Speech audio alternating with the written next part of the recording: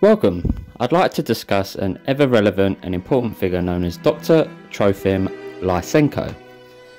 Born into peasantry in 1898 in a Soviet state, now known as Ukraine, he is considered Russia's most evil scientist.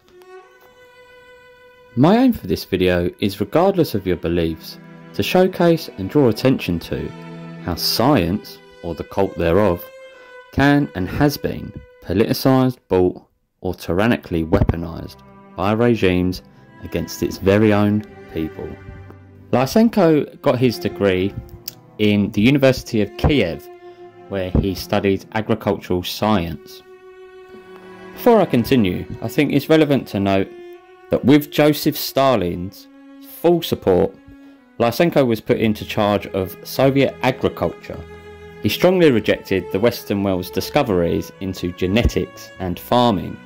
Instead, what we now know is complete pseudoscience, actually embarked on a reforestation program in the Soviet Union, whereby he actually believed in the communist theory so much that he thought that commune idea was present in plants.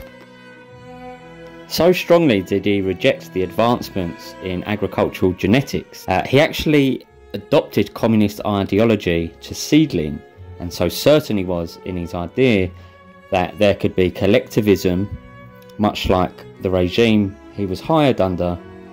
This can be adopted into farming, and anything else was a detriment to the Communist Party. It's important to note that under Stalin's dictatorship, censorship was a very pertinent tool. Not only was media coverage on certain topics banned, private discussions regarding income from person to person, food shortages, homelessness, crime, conditions in prison, aircraft disasters, the names of government officials, the cost of medicine, or any texts that the state declared offensive were penalised or destroyed. The agricultural reformation of Stalin's regime forced individual peasant farmers into a collectivised militant force of farming for larger cities, ultimately resulting in famine. People strongly believe in communism because they've replaced religion with the state, and the state produced science, corrupt though it may be. Some of Lysenko's bizarre practices were exposing seedling to extreme cold weather, so that if any did survive, the future generations of said seedling would be stronger. Joseph Stalin liked Lysenko's ideas because he presented them in a way that was parallel with Marxist theory.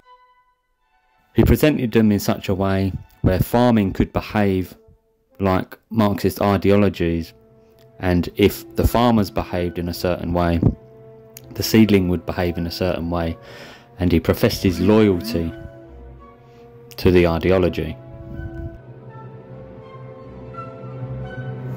As a result of this communistic theory and loyalty, this led to even more man-made famine in the Ukraine.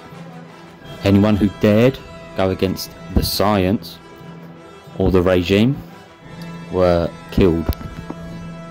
All grain and unpermissible farming utensils were stolen from the people, and they were swiftly executed if anyone farmed in a particular way other than the scientific fact. This of course led to more and more disastrous famine, man-made famine.